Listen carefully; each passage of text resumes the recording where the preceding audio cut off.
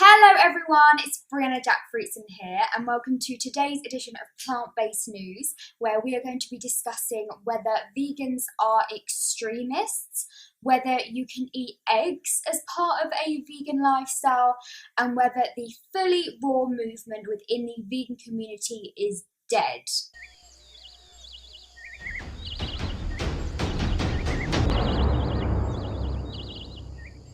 So our first story today is about Nikki Reed, who is an American actress, singer and model, and she famously starred in the Twilight Saga, and she has recently released a line of bags in support of freedom for animals. So they are completely vegan bags and they are actually made out of recycled materials from the ocean and landfills, but she's actually not vegan herself. So when she was asked why she chose to release a line of vegan bags, she responded that she was mainly drawn to the sustainability aspect of it because she was using recycled materials, but she doesn't actually like the word vegan at all, and she doesn't really want to be associated with veganism because she doesn't want to approach anything with an extremist mentality. Well, from my perspective, there is nothing extreme about being a vegan and spreading the vegan message around the world, right? What is extreme about being passionate about saving animals' lives, saving the planet, and being healthy and really wanting to tell other people about that so they can benefit their own lives as well, right? What is extreme about eating a bowl of pasta or a bunch of bananas and feeling vibrant and healthy and energetic?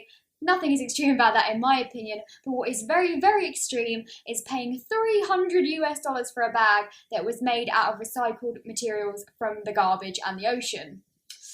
Now, in stark contrast to that, a new brand named Nikora has just launched where they will be releasing vegan shoes, and they have spoken up about the far-reaching positive impact of creating new vegan shoes, saying, "By not using animal products, we are not only eliminating demand for animal suffering, but also dramatically lowering the strain on the Earth's natural resources." By now, the widespread negative effects of intensive livestock farming have been well documented, so to us it's really a no-brainer not to use leather. It's a matter of evolution. So it's really great to see that some brands are really, really conscious about the products that they're creating, and they really, really care about the effect that it has on the animals and the environment. But, at the end of the day, even if a product is accidentally vegan or, they don't have the full picture behind it, they don't have all of the motivation behind it in order to benefit the animals and the planet, as long as they're not using animals, that gets a thumbs up from me.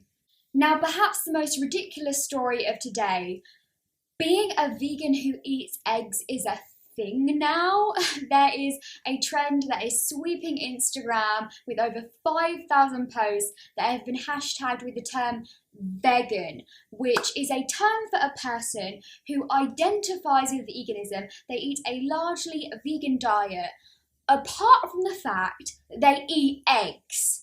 AKA, you're a vegetarian. Now, many of the people who hashtag the term vegan or identify as a vegan say that they see the benefits of a vegan lifestyle and they do want to eat mainly plant-based, but they want to incorporate eggs for an added protein source. But, they're obviously forgetting about beans and lentils and tofu and seitan and nuts and seeds and green leafy vegetables and all of these different types of foods that you can incorporate into your diet in order to get more protein and still be 100% vegan. You don't need to harm any animals or eat any animal products in order to get added protein. And at the end of the day, you really don't need that much protein. Humans only need about 5% protein in their diet. As long as you are eating a sufficient number of calories, then you're not going to be protein deficient. I also made a video on the vegan topic on my own personal channel, Brianna Jackfruitson, so the link to that will be down below. But if Nikki saw that video, she would probably criticize me and my video for my extremist mentality. Now, in breaking news, Michael Greger from nutritionfacts.org was on Anthony Fantano's huge YouTube channel, The Needle Drop, which has over 600,000 subscribers. Now, my sources tell me that Michael Greger will actually be in London doing a talk at some point this year, and Klaus is trying to secure an interview with him, so possibly get excited for that on Plant-Based News too. Now, our final story is about the gorgeous Rovana, who has over 800,000 subscribers spanning across 3 YouTube channels, and she also has almost 400,000 followers on her Instagram page. Now, after being a fully raw vegan for 3 years, she decided to incorporate some cooked vegan food, such as quinoa or sweet potato or steamed veggies and things like that. And she said that she decided to drop the fully raw label in order to not restrict herself, and she also wanted to be able to create recipes for her friends and her viewers as well. In her recent video, which she titled "Why I Started Eating Cooked Food," Rovana said, "For a lot of people, when they see raw veganism, they see it as something really hard to do. But when they see vegan food that is really good,